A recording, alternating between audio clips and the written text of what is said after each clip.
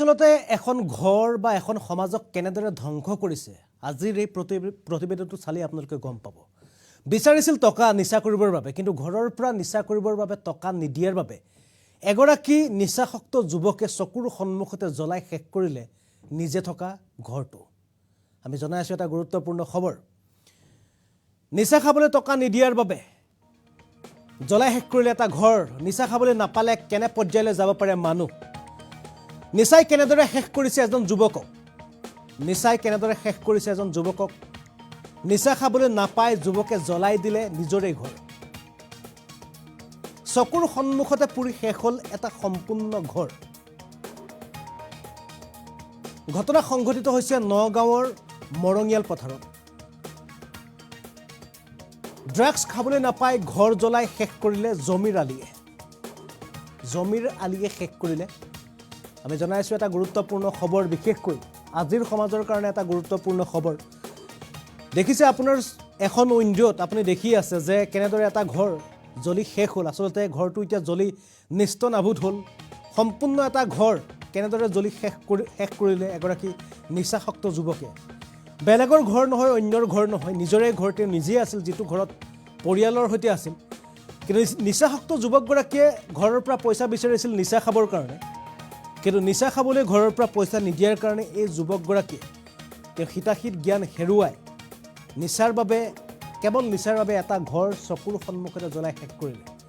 ঘটনা সংঘটিত হৈছে নগাঁৱৰ, আৰু যিগৰাকী যুৱকে ঘটনা সংঘটিত কৰিছে সেই যুৱকগৰাকীৰ নাম হৈছে জমিৰ আলী। আমাৰ ওচৰত মন্তব্য আছে, আমি প্ৰথমতে সেই মন্তব্য দেখুৱাই ল'ব বিচাৰিছোঁ।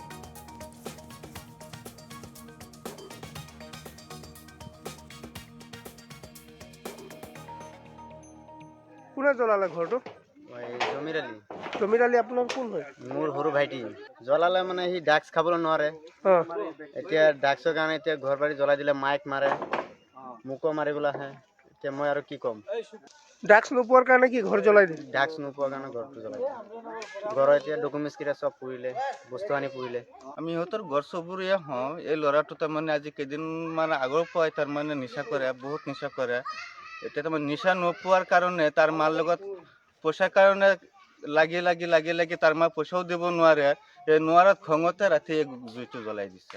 জমিৰ আলী অৰিজিনেল, কিন্তু আমি মইনা বুলি চিনি পাওঁ। ড্ৰাগছৰ কাৰণে ঘৰ জ্বলাই দিলে? ড্ৰাগছৰ কাৰণে ঘৰ জ্বলাই দিছে। এতিয়া খাই অভ্যাস বনাইছে এনেকুৱা। পইচা দিব নোৱাৰে, মাৰ লগতো অত্যাচাৰ কৰে, মায়েও নোৱাৰে তাৰ লগত হেৰি কৰি, তাৰ মাককো মাৰে। কি কৰিব? এই মানুহজনী ভিক্ষা কৰি মানুহৰ তাত খুজি মাগি আনি পেলাই তাৰমানে এই জুগৰিটো বনাইছিলে আৰু এইখিনি কৰিছিলে, অলপ মাটি জংঘলত লৈ পেলাই।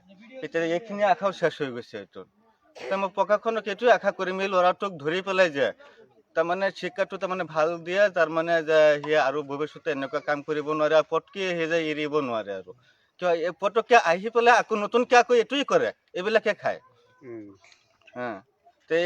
এই বস্তুটো যে প্ৰশাসনে অলপ ভাল দৃষ্টিৰে চায়, নহ'লে আমাৰ ল'ৰা ছোৱালীবিলাক চাৰি যাবগৈ। কিন্তু গুচি আছে, এটাৰ দেখা দেখি আৰু এটা কৰি আছে, আৰু এটাৰ দেখা দেখি আৰু এটা কৰি আছে। কোনে জ্বলালে ঘৰটো? তোৰ ঘৰত জুই কোনে লগাইছে? কিয় লগাইছ? টাৰ্কি মাৰে মানে? টাৰ্কি মানে কি বুজা নাই মানে?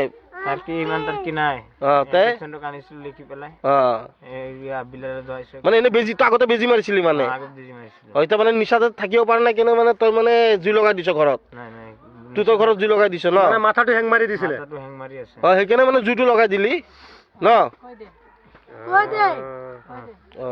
তোৰ ঘৰত জুই কোনে লগাইছে? কিয় লগাইছ? টাৰ্কি মাৰে মানে? টাৰ্কি মানে কি বুজা নাই মানে?